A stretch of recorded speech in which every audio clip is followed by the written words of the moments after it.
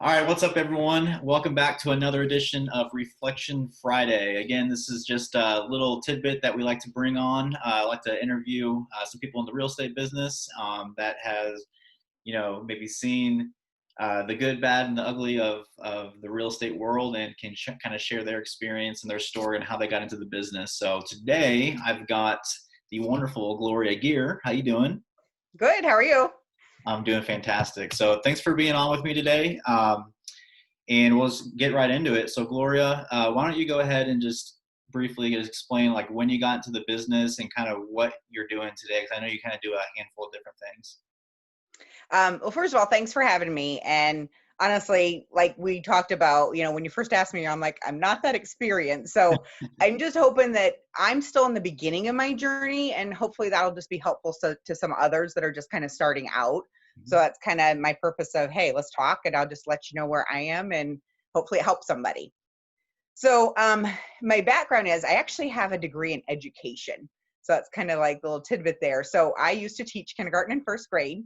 So a lot of times I like to say, if I can teach a 6-year-old how to read, I can explain a purchase agreement to any client. So Yeah. that's kind of in my background. But then also like using that in real estate, I really want to come from a place of education. I want to be able to educate my clients and my investors, and just not just throw them into a deal just because it's a deal. Let's educate it about it. Look at it from all the angles, educate you about the contracts, about the way the process works, about the different areas in Indianapolis. So that's kind of where I like to come from, is just education and contribution. Mm-hmm. I got my real estate license 4 years ago. So just now getting on my 4-year anniversary. And when I had a lot of different businesses that I had done in my background, and I had one particular business that I was working on, and it went belly up, honestly. And so just to make ends meet, I was working in retail. It was awful hours. I never saw my kids. And I was 42 years old, and I'm like, if I could do anything I wanted to, just completely flip careers, what would I do? And I took one of those silly online placement things from high school, Oh, and yeah. it told me I had to be a real estate agent. I'm like, Perfect. okay, let's go research this. So I went around and researched it, and took my licensing course, got my license, started into it, and it's just like a perfect fit. It's like all my careers and all my different businesses that I've owned just really fit right here in real estate, and I'm loving it. Also, my husband, Josh, we've been married 22 years, kind of pushed me into it without me knowing it, because he's always wanted to do flips. And Okay. so I think kind of like, yeah, you'd be really good at sales. You should do this. In the back of his mind is like, I want to do flips and rental properties, and we'll just get you in there now. So, but at the beginning, I really was just a traditional real estate agent. And I still do that side of the business. I love helping homeowners, first-time homeowners, people needing to downsize, and doing the traditional real estate transaction. I joined a team, got like awesome help from a mentor on just learning the contracts and the documents backwards and forwards. It was painful for me because I'm not that kind of personality that likes contracts. But by knowing those, I know exactly the wording and exactly the type of things that need to do. So that was a really good background and basis for me as I went forward. So I was about 6 months into my career, and I was on a team, which, if anyone's been in real estate, when you're on a team, you're the low man on the totem pole, Yeah. and you're sitting there making cold calls all day long and just on the phone, and just, which again is good practice for every part of what you're going to do. If you're going to be wholesaling or whatever you're going to do, you need that practice. So I had been doing that for about 6 months, and I got a call from a guy who's like, hey, I'm from California. I want to look into investment properties in Indianapolis. And I'm like, okay, I didn't know there were people like this that existed. And so I literally worked that lead for 6 months. And if that investor is watching today, he still has not bought a property from me. And that was 3 years ago. Wow. But Yeah, after, I've been there before. I know. And he said, I'm not ready to buy yet, but I've got a brother. So I called his brother. His brother bought 3 properties. And as soon as we did that, I'm like, okay, I like this. I like it that investors are very much business. It's about the numbers. It's not emotional. If it works, great. If not, cross it off the list. Let's move on to the next one. Mhm. And I really kind of like that aspect of it, of just the transactional part. And then also I could kind of work on my time too. So like my kids were littler at the time. And so I could go and look at the houses myself, video them, send them off to him. and I wasn't taking all my nights and weekends taking a first time homeowner around. So I'm like, okay, I like this part. What am I going to do? So I decided I'm going to make a system. I can't just, this is a little bit different from regular. So I had to network. So I'm like, let's put some property managers together. Let's get some lenders together. Let's get a system down of exactly as soon as this happens, then it goes to the next person, contractors, and just started like working on that and getting a system of how we could just keep cranking these out. After he got his 3, he's like, I got another brother. That brother bought 4. I've got a girlfriend. She bought a couple. We've got this business partner. And over the course of the next year and a half, I had about 20 people in this referral line that were just like, okay, let's do this. I find that a lot, which again, not your typical what I thought, a lot of these people are young 20s and 30s that don't want to put all their money into the stock market. They want a little bit stabler income. And a lot of them are just the regular hold people is what I started out with. That this is their long term. They're going to let it sit there for 30 years.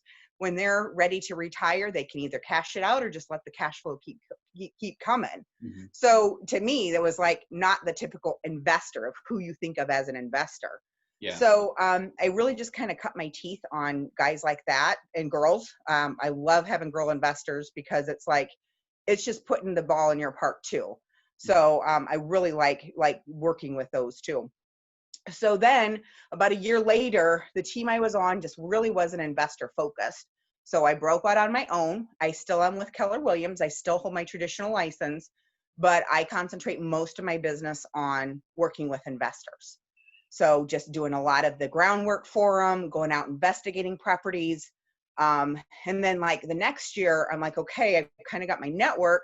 Then now I need to just build the relationships more. So I started going to wholesale meetings, local wholesale meetings, meeting different people, going to different types of investor type networking meetups, that kind of thing. And I just ask them, who are the good guys? Who are the good wholesalers? Because I can't always find what I need on the MLS. I still use the MLS, and I really think that they are out there, which is what I've done a lot of good deals with Simple Wholesaling is through the MLS. But at the same time, then if I meet and know who the good guys are, who the scam artists are, and who to stay away from, then I get on those lists, build those relationships, and then also by those, networking, then it also helps you to learn the area. So, okay, what's the next up and coming area? So-and-so knows about this development that's coming over here. Let's, go look in this neighborhood. It's ink blotting, getting out there before, the competition gets out there and jacks up the prices. So then I started learning neighborhoods. I have my favorite neighborhoods. When I get a new investor, I have an onboarding call. Everybody knows that Indianapolis looks like a clock. So I start in the middle. I'm like, okay, you're looking at your clock. Monument Circle is right at the dot. Let's go out 9 o'clock to Speedway. And then I just work my way around the clock and I tell the different neighborhoods and the different areas around there. So to me, getting to know Indianapolis and getting to know the neighborhoods, and that's just exciting for me. And then once we get into these depressed neighborhoods and being able to find a house that's just a mess, and you go in there and clean it up and you get to know the neighbors and you're fixing the house up and you know that you're improving, you're not only building wealth for your investor, you're also improving the lives of the neighborhood around it, and all of the different houses in that area are now going to get other developers and investors that come in and fix up that, and you're changing whole neighborhoods. Yeah. So that aspect of it is just very exciting to see Indianapolis continue to improve by, through the investors in real estate. Yeah, no, that's awesome. And I can relate to your story a little bit as far as like kind of how you came up and then just rolled into working with investors. So that's really cool.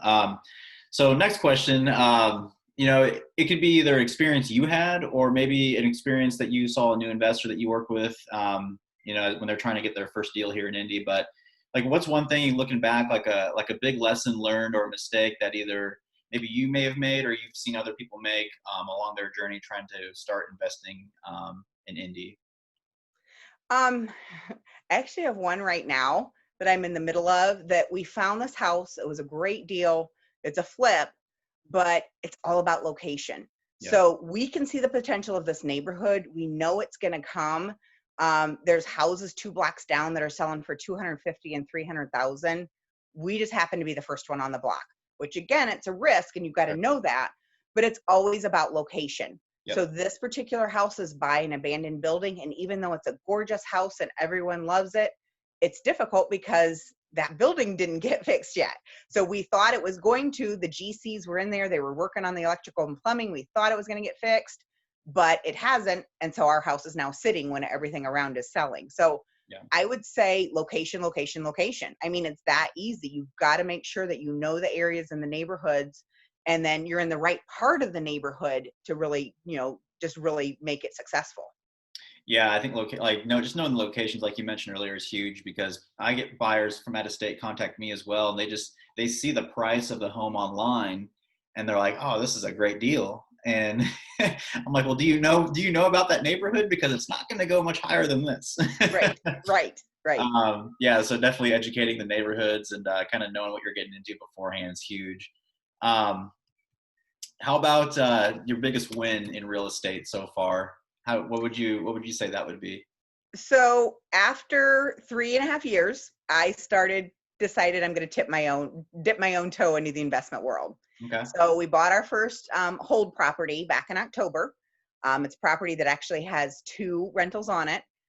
So we're getting two incomes, even though it's not a duplex, it's two separate houses on one property. We're getting two incomes from that.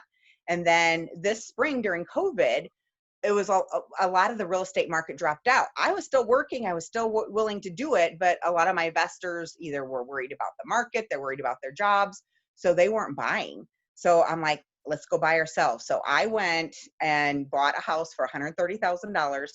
I put $30,000 into it.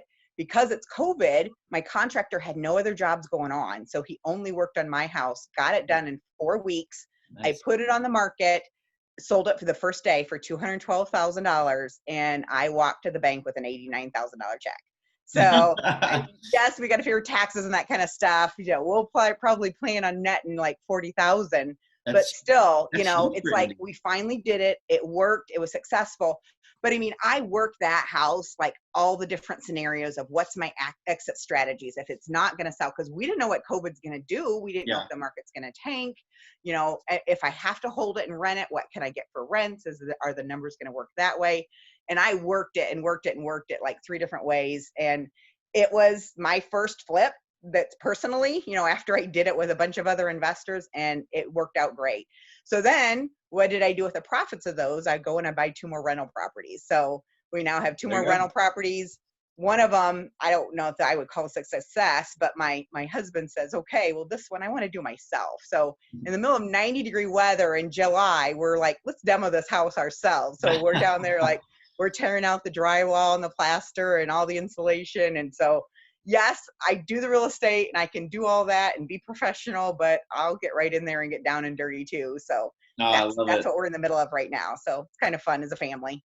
Yeah, I love it. And yeah, that is a huge win. So congrats on that. So just wrapping it up, I know like you mentioned you're still early on in your career, but it sounds like you've got some big plans ahead. You're starting to get into the investment side. So I guess I usually end this with asking, how has real estate overall changed your life? So you can either answer that, or you can kind of just maybe show us what your goals are in the future for kind of where you want to see your personal business go and your investing side go. It honestly is my life now, and if, 10 years ago, I was going a completely different direction, owning a business, and it really is like the perfect fit for me. I really love it. I love every aspect of it. And basically it's going to be our retirement. So like, our first initial goal is to have 10 properties, have them completely paid off, and then that's my portion of the retirement. That's what I'm contributing to our retirement plan. At the same time, even though I'm building wealth for myself, I really want to build wealth in other people. I want to help educate them and help them build their wealth, and not just a flash in the pan, hey, this is a great deal, we made money. No, let's work on building long-term wealth for retirement. Convincing other people that are my age just in the corporate world.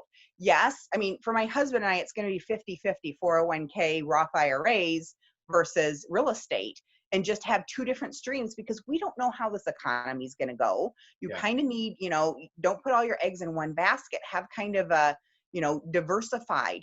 So trying to convince other people that are just in the corporate world working their jobs, let's go ahead and put some investment real estate on the side. It's not that hard. And if you think it is hard, I will help you. I will break it down. I'll make it easy. I have the network already. So to me, it's just helping other people to build that wealth too. And it's not just a short-term thing. It's a long-term thing of going slow. I Mhm. don't like to go fast in my business and in anything. I like to build up my systems, do it the right way, have the best customer service, and just slowly, gradually just build wealth for myself and for others around me. That's honestly my big goal. That's amazing. Yeah, I love it. So thank you again, Gloria, for being on today's Reflection Friday. Definitely, I've learned a lot about you and love working with you. So appreciate it. And everyone watching, we'll see you next week for the next Reflection Friday. Thanks.